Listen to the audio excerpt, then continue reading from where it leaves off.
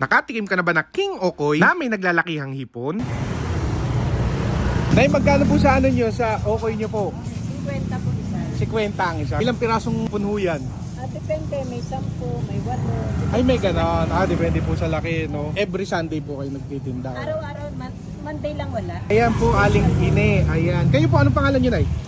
Susan Miguel. Ayan, si Ate Susan Miguel. Ayan, no? Anong oras po kayo napwesto dito, ate? Minsan 9, alas 8, ganyan. Saan po kayo lagi nakapwesto? Lagi, Nay? Dito, minsan sa Langaray. Sa Langaray. Ito, anong lugar po ito? Papanik po to, Mabini po to. Imabini. Caloocan po ba? Caloocan. Ayan. Doon sa Rocket Church, saka Lakon Sulay. Opo, La Consolacion. Ayan, oh. Grabe yung ano ni nanay, yung Okoy. Ang dami, oh. Nung partner niyan. Suka. Suka po. Masarap din po yung suka niya. Templado na. Ayun, tiplado na. Ayan, oh.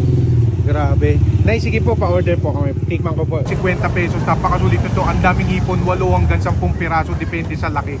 Tapos meron pa siyang kasamang mga toge. Tapos meron siyang partner na, uy, mukhang masarap yung suka, oh.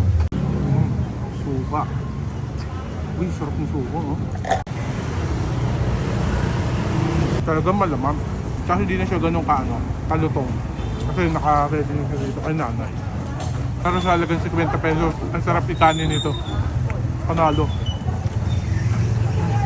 Sa inyo itong Okoy ni Aling Ine dito sa may Imabini.